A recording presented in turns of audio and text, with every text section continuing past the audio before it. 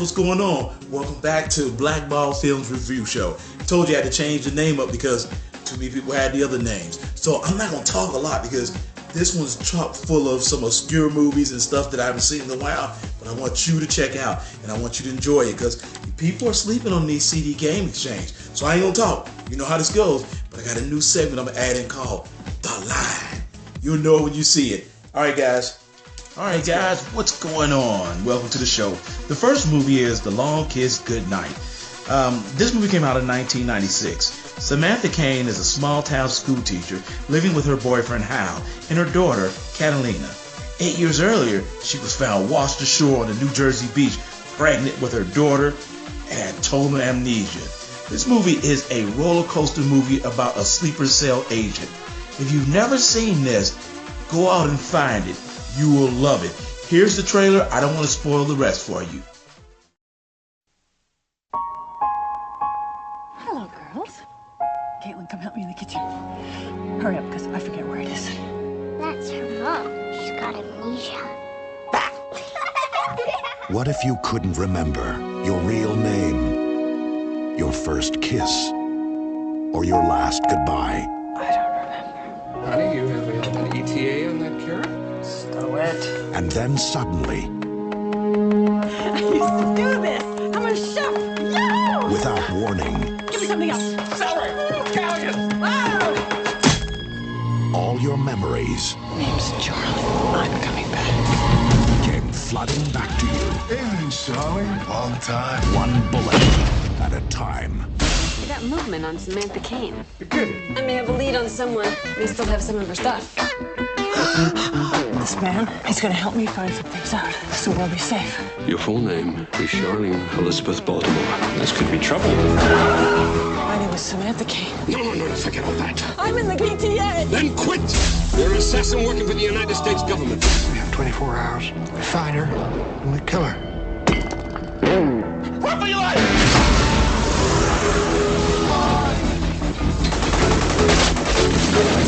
Charlie Baltimore's alive, sir. Who are you? Name's Charlie. The spy. Back when we first met, you were all like, oh, phooey, I burned the darn muffins. Now, you go into a bar, 10 minutes later, sailors come running out.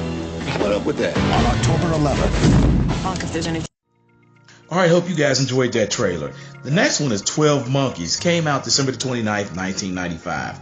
Also known as 12 Monkeys is a 1995 American neo-noir science fiction film directed by Terry Gilliam, inspired by Christopher Markin's 1962 short film Le Jeté.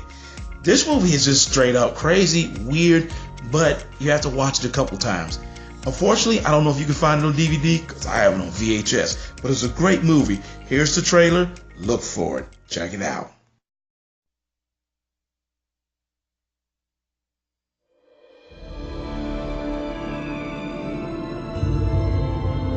You're a very good observer, Cole. We have a very advanced program, something very different. An opportunity to reduce your sentence considerably. And possibly play an important role in returning the human race to the surface of the Earth. No license, no prints, no warrants. But he took on 5 cops like he was dusted to the eyeballs. What year is this? What year do you think it is? 1996. That's the future, James. Do you think you're living in the future? I am simply trying to gather information to help the people in the present trace the path of the virus. We're not in the present now. This is a place for crazy people. I'm not saying you're not mentally ill. For all I know, you're crazy as a loon. The army of the 12 monkeys, they're the ones that spread the virus. Monkeys. He's been living in a meticulously constructed fantasy world, and that world is starting to disintegrate. You haven't become addicted to that dying world? No, sir. He needs help. I think I'm crazy when people start dying next month. I don't belong here. You're here because of the system. I know some things that you don't know. Yes, my son. You sent me to the wrong year. You're certain of that? Science ain't an exact science. You had a bullet from World War I in your leg, James. How did it get there? I don't know. You're a trained psychiatrist. You know the difference between what's real and what's not. You said that I had delusions. You said you could explain. I'm trying to. I want the future to be unknown. I can help you. Get you out. can't hide from Don't even try. We're all monkeys. The thing mutates. We live underground. They're watching you. I just want to do my part to get us back on top, in charge of the planet. All right, the last one, I pulled this one out because I forgot about it, but it's Lean On Me. This is a great movie. Lean On Me is an American dramatized biographical film written by Michael Schiffer, and it's based on the story of Joe Louis Clark, the real-life inner-city high school principal in Peterson, New Jersey. Now, Morgan Freeman played the actual character, and he was a motherfucker in this movie. There's a lot of stars in here. You just got to see it. But as one of my favorite lines, they called me Crazy Joe, now they call me Batman. If you've never seen Lean On Me, it came out March the 3rd, 1989. Here's the trailer. Check it out and enjoy it.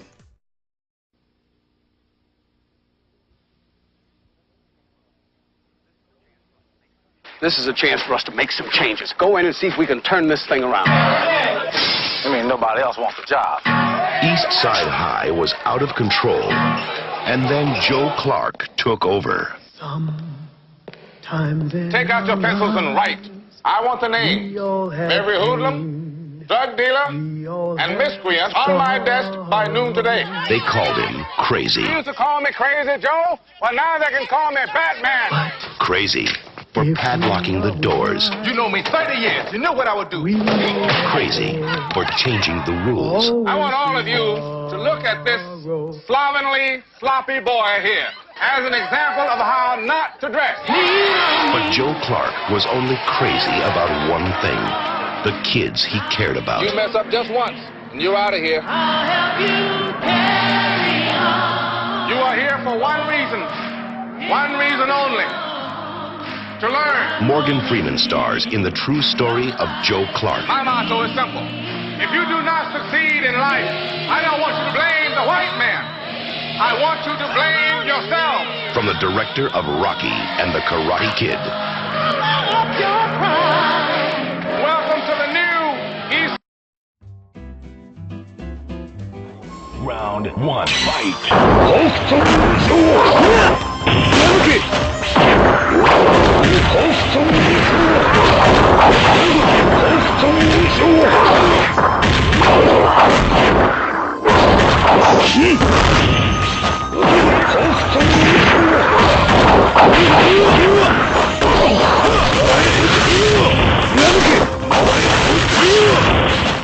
No.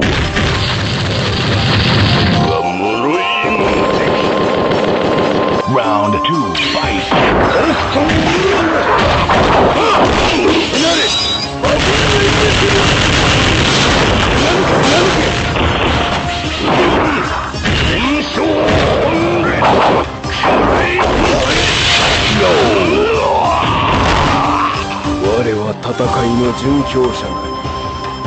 Round three, fight.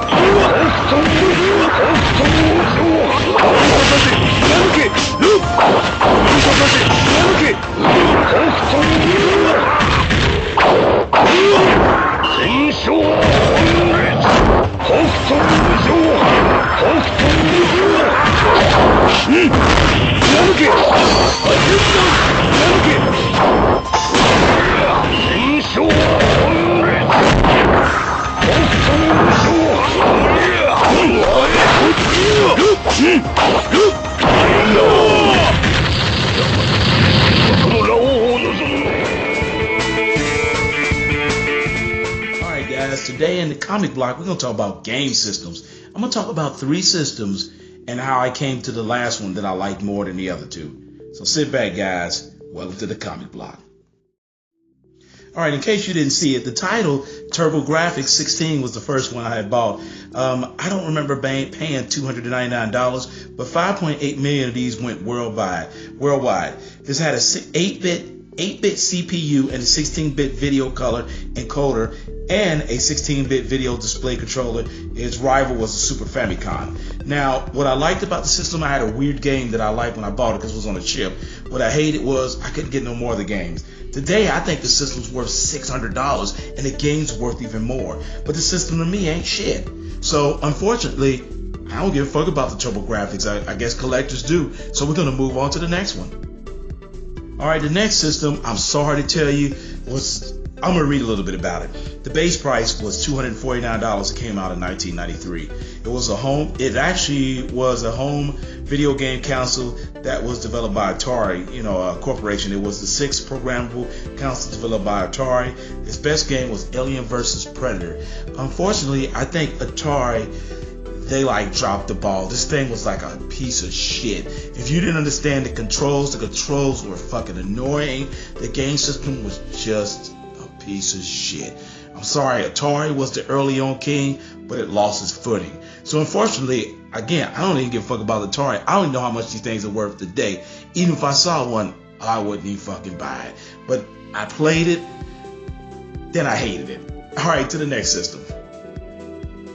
Alright, so this is the system that won me over.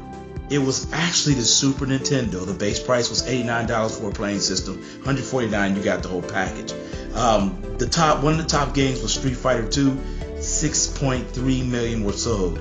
The Super NES was the second programmable home console for the NES. Now let me tell you something. When I played Street Fighter, I was hooked. When I looked up the numbers on this, 12 million were sold in Japan. 49.10 million was sold in the United States. This game system, if I could find it again, I would, but since you could get Street Fighter on other game systems now, this was one of my favorite games of all time. I can't play it like I used to, but it's the best. I didn't go up to the other consoles because I'm going to do those in my next one. But for right now, Super Nintendo had got me. I remember paying $80 for Street Fighter. And guess what? I actually still have one system sitting somewhere. I think I have the NES, the PlayStation 2, but I actually have a Street Fighter. All right, guys. Thanks for being here with me at the Comic Block. I'm out. Looks like. What? Say what again? Say what again? I dare you. I double dare you, motherfucker. Say what one more goddamn time.